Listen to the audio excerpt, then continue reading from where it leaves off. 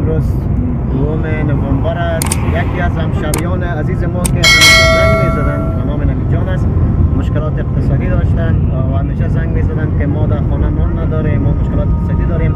حتی 2 شب پیش برای ما زنگ زدن که ما 2 دانه نان خریداری کردیم که 2 نان هم به دسترخوان خود موندیم و ما برای 5 نفر این تقسیم میکنیم، دیگه هیچ چیزی نداریم. ما دیدیم که برای از اینا چیکار کنیم. امروز یک اراده کراچی را خریداری کردیم و در پالی از اون پیاز و کچالو و شلغم خریداری کردیم. برای از نوید جان آوردیم که این را بفروشه و سر از این کار کنه، بتونه نفقه زندگی خود پیدا کنه و مشکلات اقتصادی خود حل بسازه. و فعلا هم به طرف خانه نوید جان روان هستیم و ما تشکری میکنم از اما جان هچکزی و همچنان همکاران ما که بیرون از افغانستان هستند و در پلی از او از بنیاد راقم تشکر میکنم که این همکاری را بیا پشت ما بیا.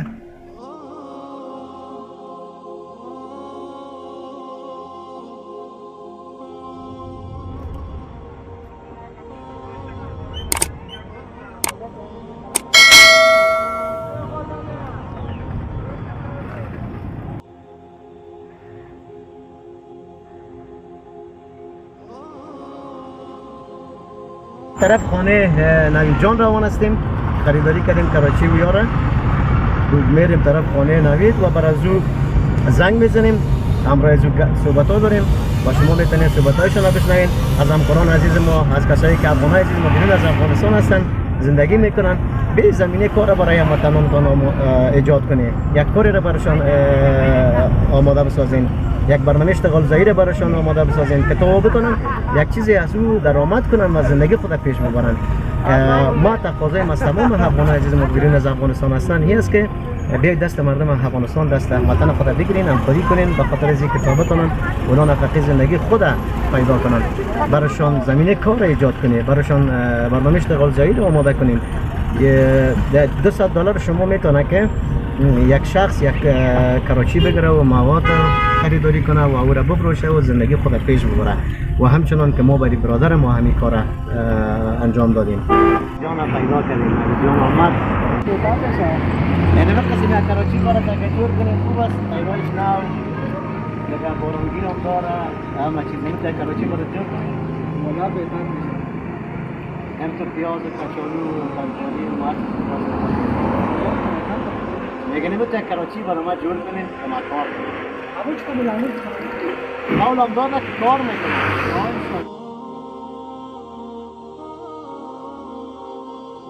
جان خبر نداره که ما برش کراچی خریدیم، آوردیم اینجا استاد کردیم و برای اینکه یک لبخند به لبانش بیاریم برش هم نگفتن بودیم. پیش بیا نوید جان چیزی که قول داده بودیم برای دوستای ما ما برای اینی کراچی را خریداری کردیم، کچالو، پیاز، شلغم برش خریداری کردیم و روز آوردیم که این کراچی باید کنیم. انشاءالله خورسند شدی؟ بسیار داره یک خنده بوده تنجم ساختی مورا میشه خوش شدی؟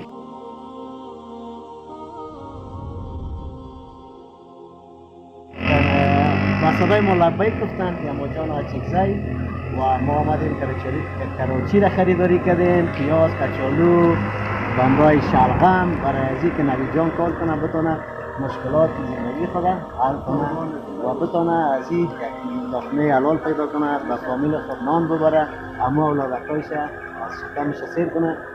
امروز ما تنجم ساختیمش، خبر هم نداشت که ما برش کراچی قسطی گرفتیم، خریداری کردیم و شلغم و کچالو و پیاز آوردیم و حال دیگر نوید جان غیرت کنه که شاید کار کنه و بتونه امو مشکلات زندگی خود مرفع بسازه و ما تشکر میکنم از بنیاد راقم که اینا کوشش کردن که یک اراده کراچی را با تمام امتیازش خریداری کنیم، بیاریم تسلیم نوید جان کنیم، نوید جان سر کار شه، برای کار کنه، فعالیت کنه و از او یک لقمه نان پیدا کنه.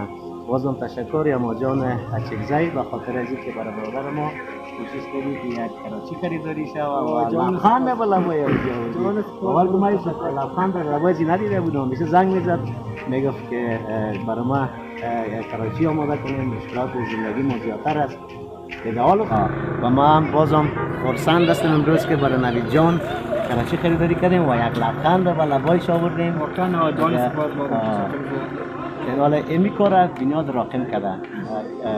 برای بنیاد راقم و یا ماجان چیزای چی گفتنی داریم کسی که خاص یک کمک به دست قرار داد. حالا بار میسن جان سپاس تشکر میکنیم میسن بسیار زیاد دست ماری مخلص و همکارا گرفتیم باز جان سپاس. ما ای کارشی کار میکنیم ان شاء الله توکل به خدا. تو مثلا اینمی پیسه که اومده خریداری شده از یک چند روپیه به دستت میاد، چند روپیه دیگه اضافه میکنی و از این میتونی که کم کم صحیح اضافه کنی و بتونی مشکلات طرف حل کنی. جان سپاس تشکر. بازم تشکر از همکاریتان.